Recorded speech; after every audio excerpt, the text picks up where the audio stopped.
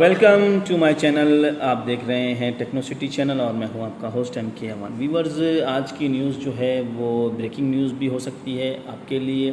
اگر آپ کسی بھی ملک سے عمان آنا چاہتے ہیں، سلطنت عمان کے لیے ٹریول کرنا چاہتے ہیں، پاکستان، بنگلہ دیش، انڈیا، بحرین، قطر، سعودیہ، دنیا کے کسی بھی کونے سے اگر آپ عمان کے اندر آنا چاہتے ہیں تو عمان سپریم کمیٹی کا آج اجلاس ہوا ہے، جس میں انہوں نے اعلان کیا ہے کہ نو مور PCR test. If you have already taken 2 vaccination doses for COVID-19 corona virus, so know require PCR test. اگر آپ کسی بھی ملک سے عمان، سلطنت آف عمان ٹریول کرنا چاہتے ہیں، آپ نے 2 ڈوزز کرونا وائرس کی ویکسینیشن کی لگائی ہوئی ہیں، تو آپ کو PCR ٹیسٹ کی ضرورت نہیں ہے.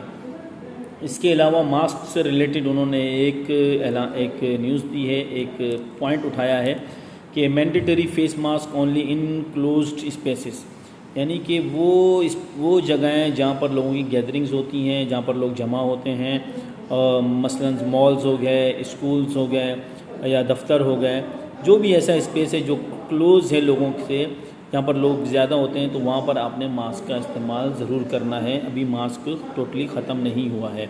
اس کے علاوہ انہوں نے ایک اور جو دیا ہے، allowing hotel establishment to operate at 100% of their capacity, یعنی کہ جو ہوٹلز وغیرہ تھے ان کے اندر بھی انہوں نے الاؤ کر دیا 100% کیپیسٹی، کہ آپ 100% کیپیسٹی کے اندر کام کر سکتے ہیں.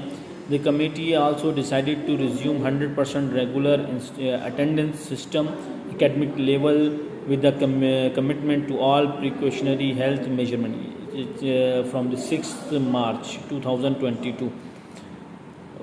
وہ ادارے جو کہ اکیڈمک لیول کے ہیں ان کے اندر بھی آپ نے جو ہے ابھی 100% اپنی حاضری کو یقینی بنانا ہے. اٹینڈنس آپ اس کو الاؤ کر دیے 100%. اسکول تھے، کالجز تھے، یا جو بھی ایسی جگہیں تھیں جہاں پر پہلے 70% 50% کا چانس تھا، اس کے اندر بھی ابھی انہوں نے الاؤ کر دیا ہے 100% حاضری.